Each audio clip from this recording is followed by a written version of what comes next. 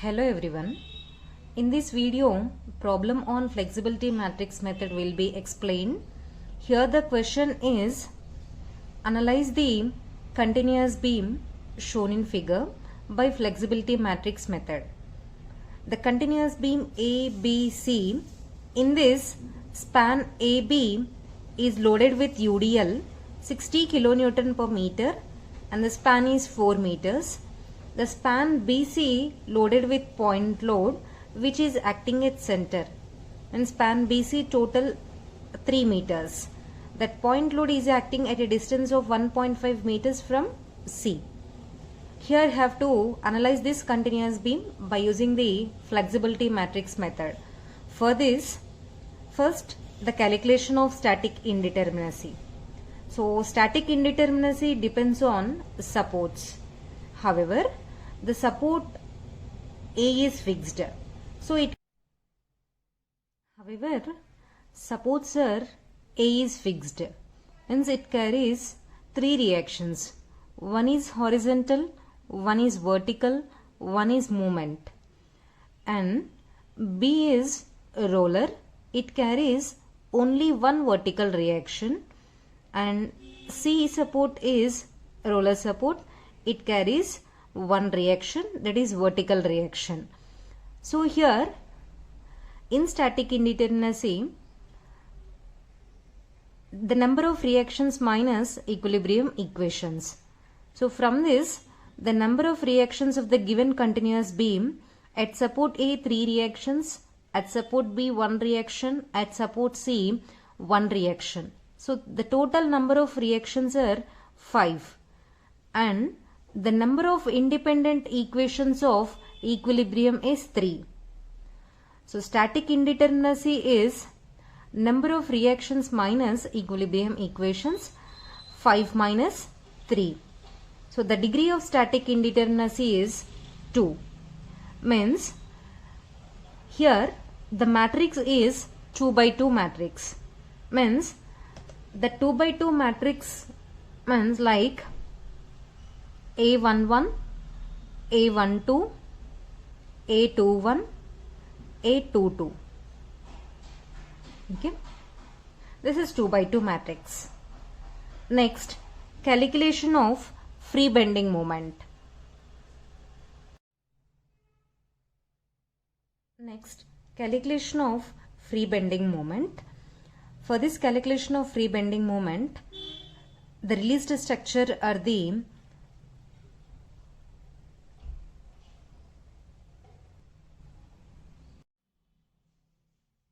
Next, calculation of free bending moment. For this, we need to draw the released structure of the given span. The given span is divided into two simply supported beams, AB and BC. Here, this is the released structure. The supports are released, support fixed 1, 2, 3. This is the released beam. So for this bending moment diagram for the released structure is known as the free moment diagram. For the released structure, the bending moment diagram due to given loads is basically free moment diagram. So in portion AB, the free bending moment diagram is a parabolic curve, because it is loaded with UDL. And in span BC or in portion BC, the free moment diagram is a triangle. Here the load is point load. In portion AB, bending moment is calculated using the WL square by 8. Span AB, the load is 60 and the length of span is 4 meters. Just substitute the values, then we'll get the moment is 120 kilonewton meter. And similarly in portion BC, the portion BC is loaded with point load. So the free moment diagram is a symmetric triangle. WL by 4. On BC, the load is 100 and BC span is 3 meters. Then we'll get the free bending moment is 75 kilonewton meter.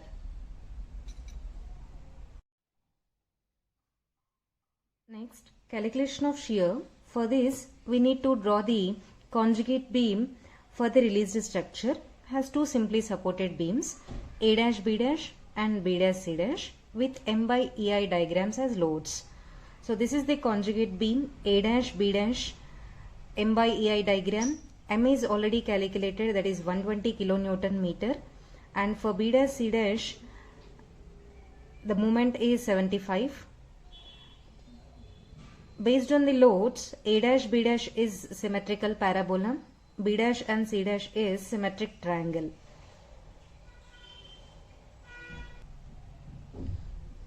Now calculate the shear. Delta 1L is equals to shear in conjugate beam at A.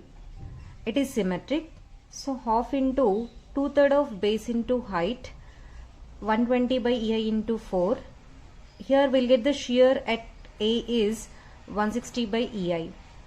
Next, delta 2L is shear at B in A dash B dash and shear at B in B dash C dash. Delta 2L. Here the shear at B in A dash B dash is symmetric UDL, means it is parabolic. So 2/3 of base into height.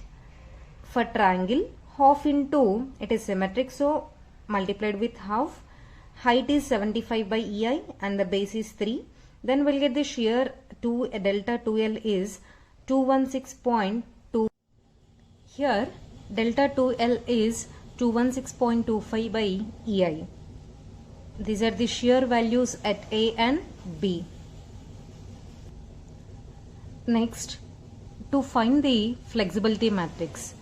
So for the calculation of flexibility matrix, we have to apply unit force at each coordinate directions. Applying unit force in coordinate direction 1 at A. So this is the unit force 1 kilonewton meter. This is the released structure with unit load AB and BC. For this, the conjugate beam is A dash, B dash and C dash.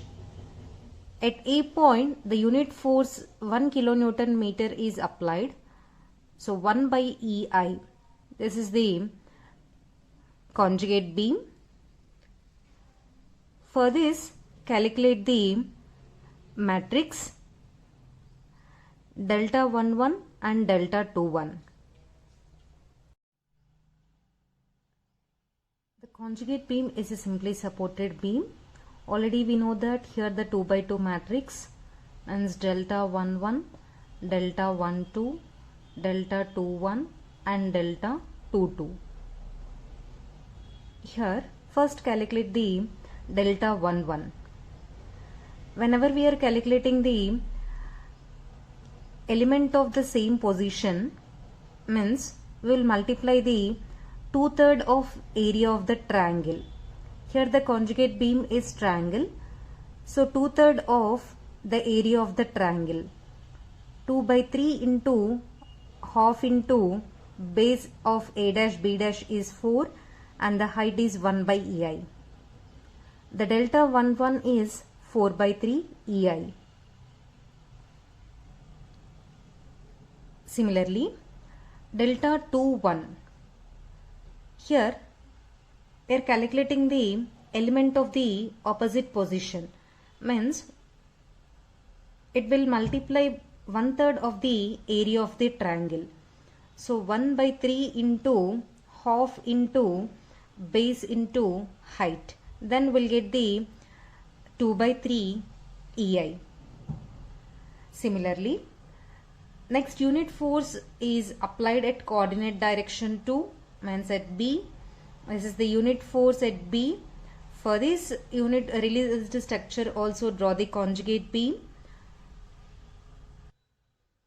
This is the conjugate beam of unit force at coordinate direction 2.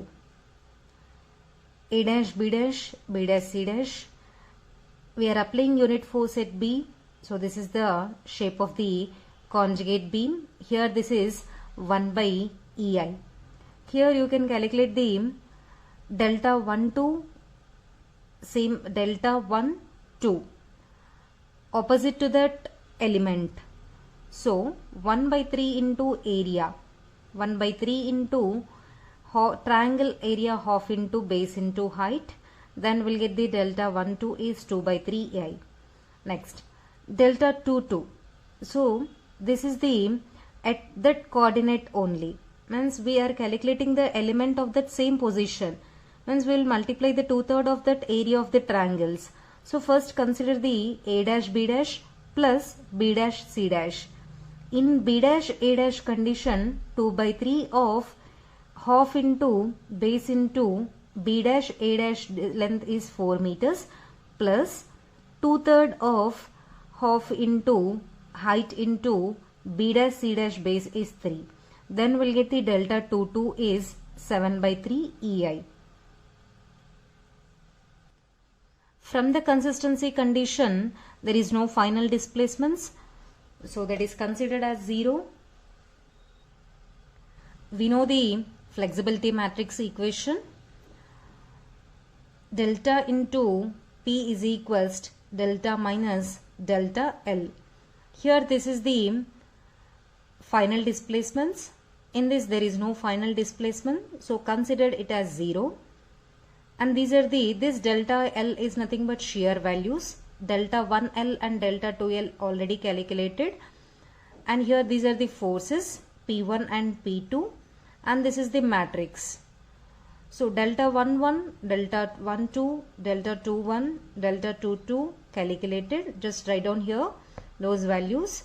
And these are the forces. And these are the final displacements. And these are the shear. Now, in this matrix,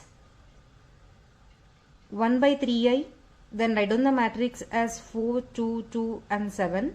The forces are P1, P2. Here also 1 by EI is common and the shear is minus 160 and minus 216.25. Now this equation can be written as P1, P2 is equals to inverse of this matrix 4, 2, 2, 7 inverse, and 3 EI by EI, EI cancel, then we'll get 3 multiplied with the shear values minus 160 minus 216.25. This is the inverse matrix 1 by AB minus BC, and the matrix is D minus B minus C A in the form of that inverse matrix. See here, 1 by AB minus BC into D minus B minus C and A. Multiply with the shear values, then we'll get the forces P1 and P2. After simplification of this equation, then we'll get the P1 and P2 are minus 85.875 and minus 68.250. These are the final moments. So now draw the final moments and the total bending moment diagram of the given continuous beam. Here the P1 force is at coordinate 1, the final moment. P2 is at coordinate 2, that is the final moment. So P1 will get the minus 85.87, means here the anti-clockwise, and at P2 means at B point also here we'll get the final moment as negative. Here also this is anti-clockwise. Okay, these are the final moments. Now for this, draw the bending moment diagram. Already we know the free bending moment values. For AB portion 120 already calculated, for BC portion 75 already calculated. On AB this is UDL, so parabola, and on BC this is point load, so triangular portion. This is the final moment at A and this is the final moment at B, and at C point the final moment is 0. Now in this is the total bending moment diagram of the free bending moment and final bending moment. So above the final moments, that portion is positive bending moment. Below the final moment and between the free moment, that portion is negative bending moment. this portion is negative, this is the positive bending moment. So this is the final moment and bending moment diagram of the given continuous beam. Thank you.